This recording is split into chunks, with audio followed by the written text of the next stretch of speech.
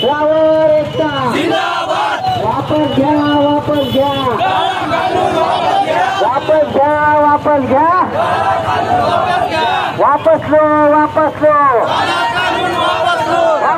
Low वापस low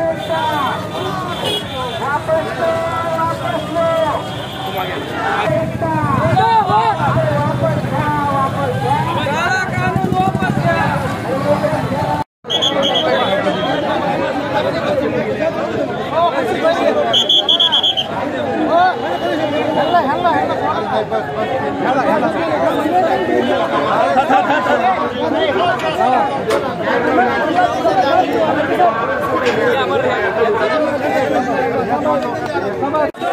वापस घ्या वापस लो वापस लो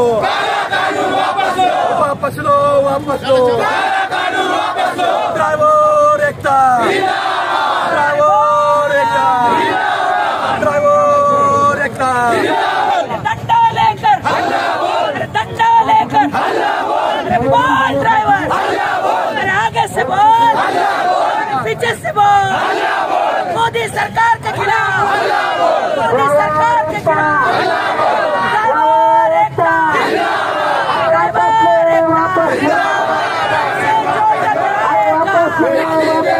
ड्राइवर एकता अरे वापस घ्या वापस घ्या अरे वापस घ्या वापस घ्या ड्रायव्हर एकता या ठिकाणी सर्वांनी थांबायचंय। निवेदन देण्यासाठी काही लोक आहेत ते जाऊन निवेदन देतील, बाकी सगळे या ठिकाणी थांबायचं आपल्याला।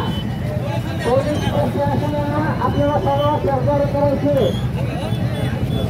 सर्वांनी या ठिकाणी थांबायचे निवेदन देण्यासाठी। ड्रायव्हर एकता ड्रायव्हर एकता वापस लो वापस लो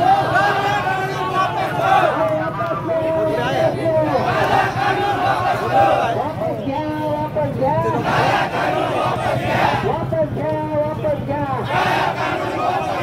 ड्रायव्हर एकता ड्रायव्हर एकता वापस घ्या वापस घ्या अरे वापस लो वापस लो वापस लो वापस लो अरे वापस घ्या।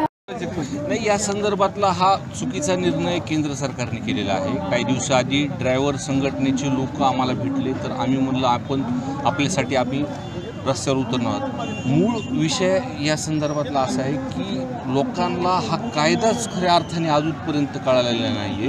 हा काही फक्त ड्रायव्हर संघटनेचा विषय नाही आहे, जो गाडी चालवणार आहे मग तो 4 व्हीलर असेल किंवा 2 व्हीलर असेल त्याच्या संदर्भातला हा जर अपघात झाला, ॲक्सिडेंट झाला आणि जर तो तिथून निघाला तर ह्या संदर्भातला एक तर त्याला 10 वर्षाची त्याला शिक्षा आहे आणि 7 लाखाचा त्याला दंड तिथं भरावा लागणार आहे। म्हणजे मला प्रश्न पत्रकारांना विचारले, आपल्याकडून सुद्धा एखाद्या मोटरसायकलवरून जर असा अपघात झाला तर खूप मोठी अडचण येणार आहे। दुसरा भाग ह्याच्यामधला असा आहे की या कायद्याचा गैरफायदा खूप होणार आहे। कुणाला कुणाचं द्वेष काढायचा असेल तर ह्याच्या माध्यमातून होणार आहे। आज आपण इथं बघितलं की हा फक्त ड्रायव्हर संघटनेचे लोकांचा विषय, इथं ड्रायव्हर संघटनेच्या सर्व लोक कमीत कमी 5-10 हजार लोक इथं या माध्यमातून जमले आहेत आणि सर्वसामान्य लोकांनी सुद्धा हा काळजीचा विषय झाला आहे। त्यासाठी आम्ही आज रस्त्यावरती उतरलो आहे आणि या कायद्या संदर्भातला आम्ही निषेध करतो आहे। येणाऱ्या काळामध्ये जर केंद्र सरकारने हा जो कायदा आहे तो रद्द जर केला नाही तर तीव्र आंदोलनाच्या माध्यमातून सरकारला आम्ही पुढे जाणार आहोत आणि येणाऱ्या काळामध्ये अधिवेशनमध्ये सुद्धा हा प्रश्न आम्ही उपस्थित करतो। केंद्र सरकार कुठेतरी सत्तेचा दुरुपयोग करतोय का? कारण की देशात जवळपास 20 कोटीच्या आसपास चालक आहेत आणि ज्यांना 8-10 हजार रुपये पगार मिळते, 15,000 पगार मिळते, त्यांच्याकडून एखादा अपघात झाला ते 7 लाख भरणार कुठून, असा देखील प्रश्न काय? नाही, तुम्ही मी पहिल्यांदा बोलताना तुम्हाला जर सांगितलं, हा फक्त एक चालकाचा विषय नाही, ह्याच्यामध्ये गव्हर्नमेंटमध्ये काम करणारे लोक आहेत, सर्वसामान्य लोक आहेत। हा फक्त काही 20 कोटीपुरतं हा मर्यादित नाही। जो गाडी चालवतो त्याच्याकडून चुकीने ॲक्सिडेंट आपण कशा म्हणतो, तो चुकीने झालं तर हा ॲक्सिडेंट असतो।